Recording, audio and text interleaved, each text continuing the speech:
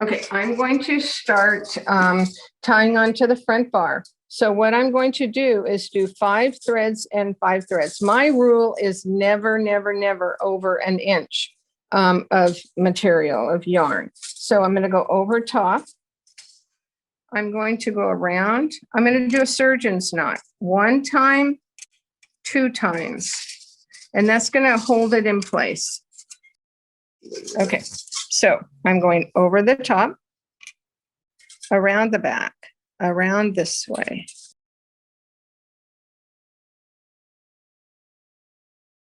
And I went around twice. You can't see because my hands are in the way.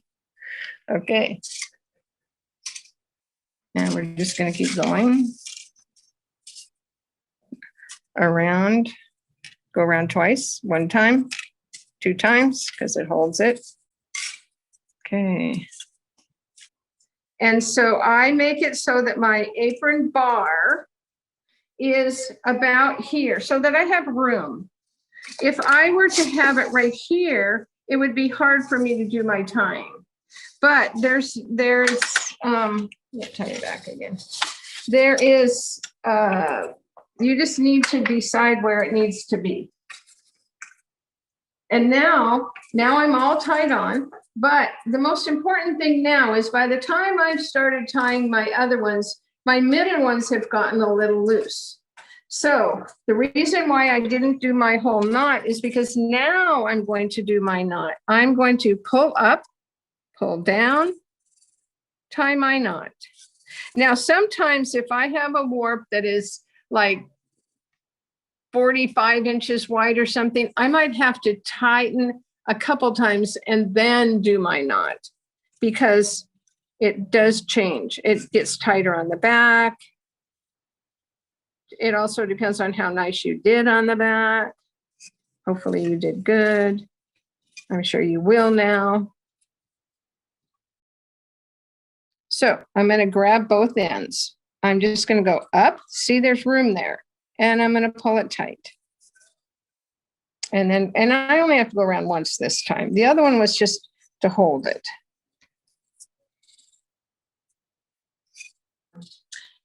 A lot of times you have to think about where your loom is, how big a space do you have, how far do you have to reach for things. So it's better if you know what your loom, what feels the best on your loom. And feeling the best is not feeling the best.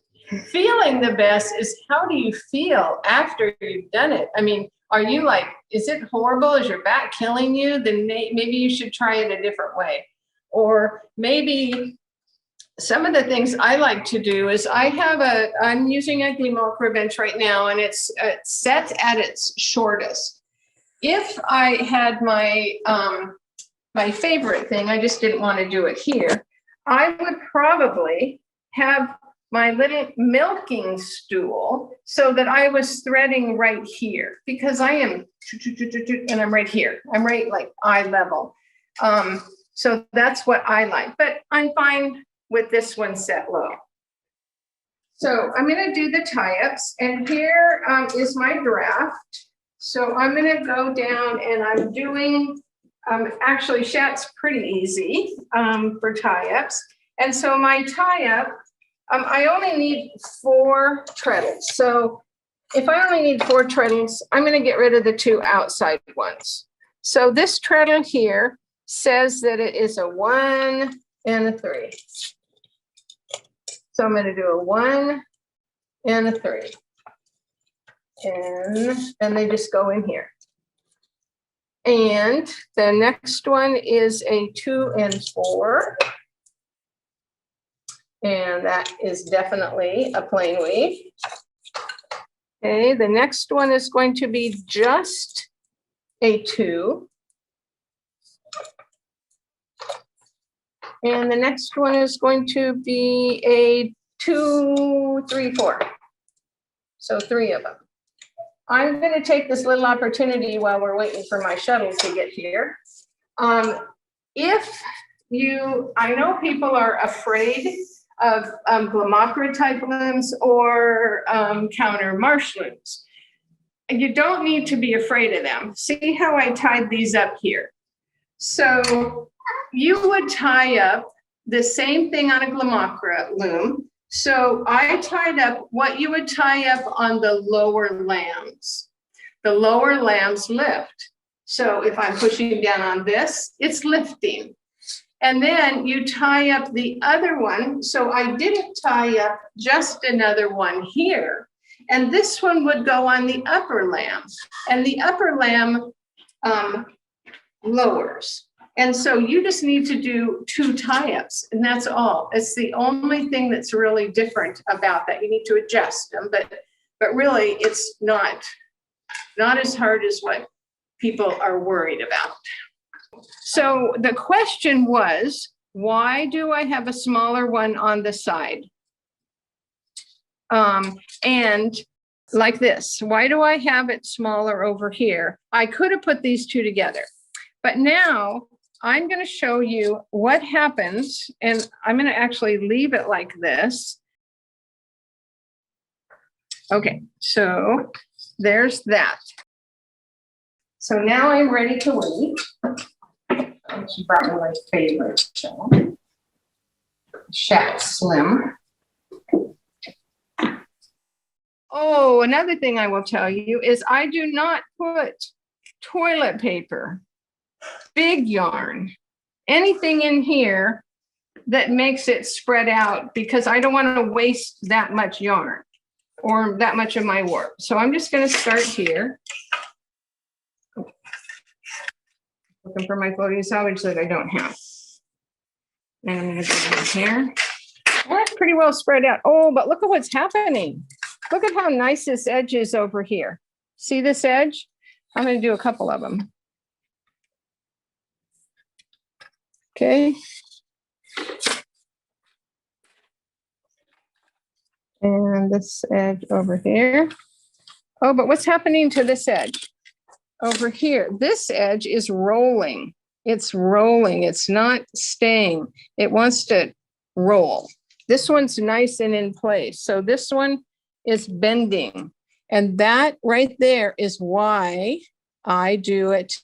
I do another tie right there so it will hold it.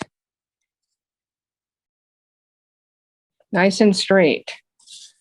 Okay, and I can keep eating. Now it's going to be a weird edge.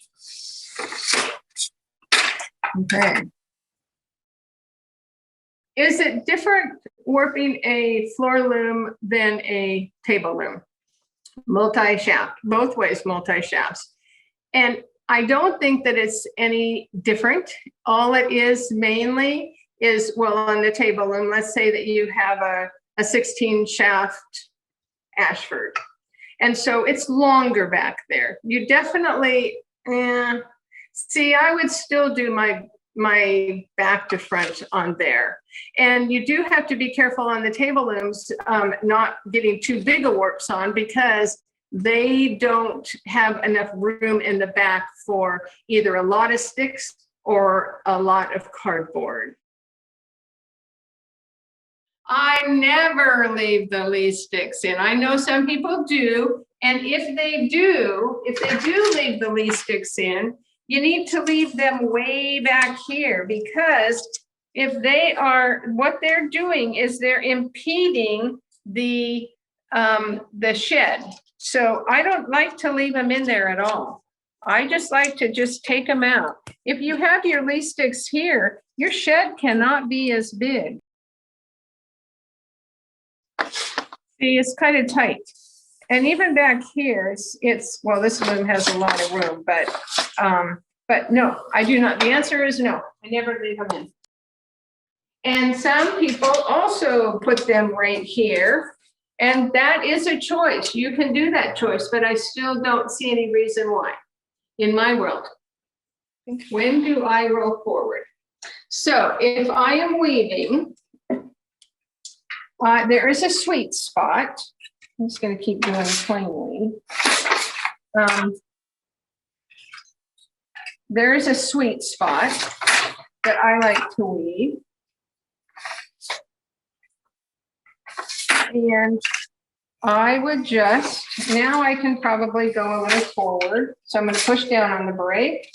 I'm going to pull this up, push a little bit more, pull it up. And so right here is as far as I would even go. You don't want, see, this is even pulling in here. You don't want to have it too far. You want it to mainly be in the middle of your reed. And so I'm just going to go like this. So my sweet spot, meaning where I like to weave, is like from here to here. And then I will wind forward.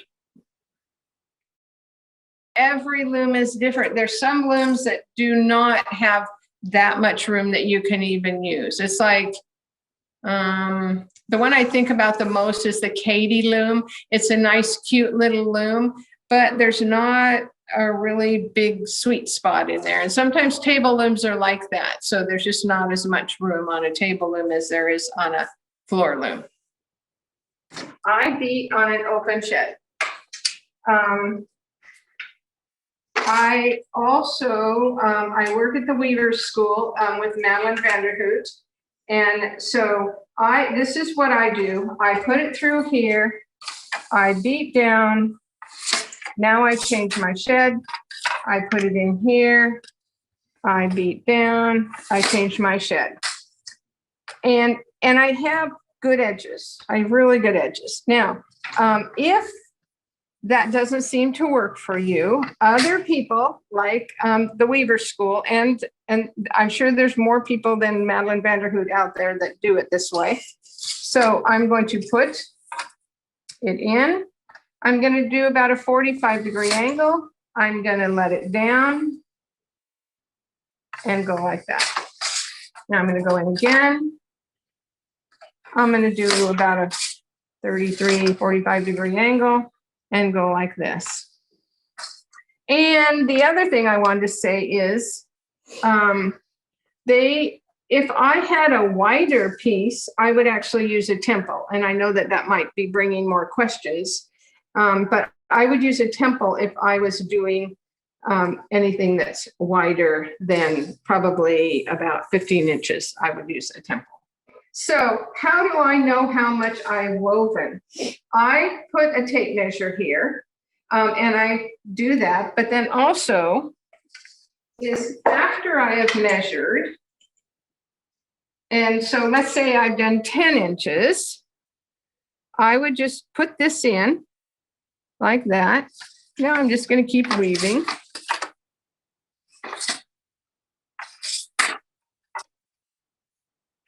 And this is going to go, and I'm going to maybe weave 10 more inches, or I don't know how many I'll weave, but I'll weave more inches, and then I can measure from this. And beside me, I have this little piece of paper that says, oh, this was 1.5 inches. Oh, this one was 20 inches. And so that's how I measure mine, because this at any moment can come out and you can reuse it for your next place. Thank you for being here. And I really enjoyed doing this. It's pretty fun. You can always email me with questions, or you can email info@Eugene Textile Center, and Rob can answer your questions, or Suzie at Eugene Textile Center. And then we can answer questions for you. Okay, thank you so much.